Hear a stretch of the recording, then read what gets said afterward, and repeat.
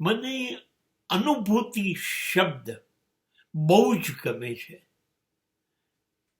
ઓશોએ એનું English translation experiencing કર્યું હતું, એક્સપિરિયન્સ નહીં.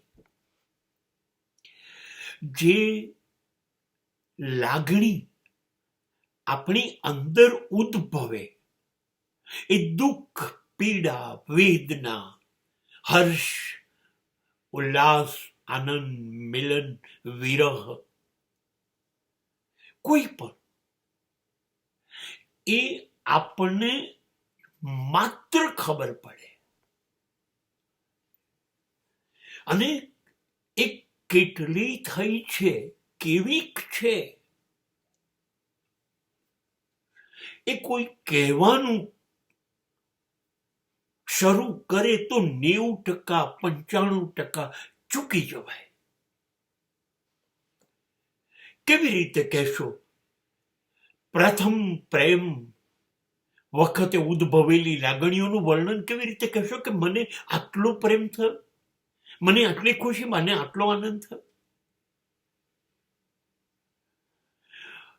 અને પાગલપણની હદ સુધી પ્રેમ કર્યો હોય અને એ મૂકી અને તમને જતા રહે,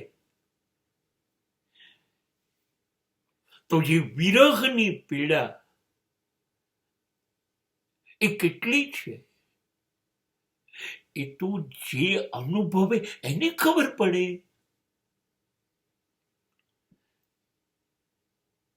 એક સ્ત્રીને બાળકને જન્મ આપવાનો છે તો પ્રસૂતિની પીડા આ વિશ્વની સૌથી વધુ ખતરનાક પીડા છે.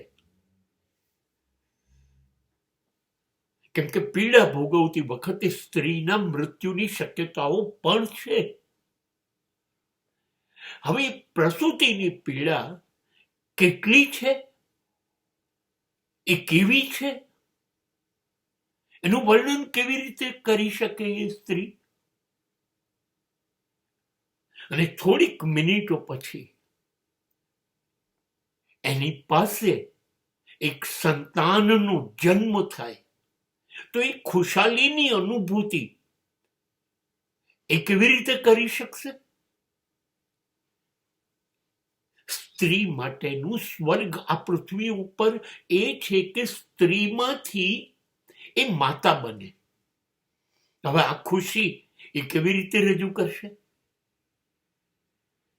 નહીં, આપણે અનુભવીએ ને એ અદ્ભુત હોય,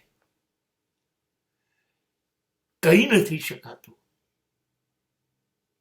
ગોળ ખાઈએ છે તો છેક અંદર સુધી આનંદ થાય છે ગળપણનો, પણ ગળપણ કેટલું હતું, કેવું હતું, એ તમે કેવી રીતે કહી શકો બીજા કોઈને? અભિવ્યક્તિ હંમેશા કાચી જ હોય, અપૂરતી જ હોય,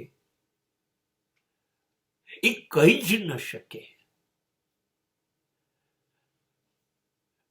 અને જે અનુભૂતિ અભિવ્યક્ત થઈ શકે તો એ અનુભૂતિ પણ શંકાસ્પદ હશે. નહીં, ગળનું ગળપણ મેં ખાધો છે, મને જ ખબર પડે, એના માટે શબ્દ ન હોય.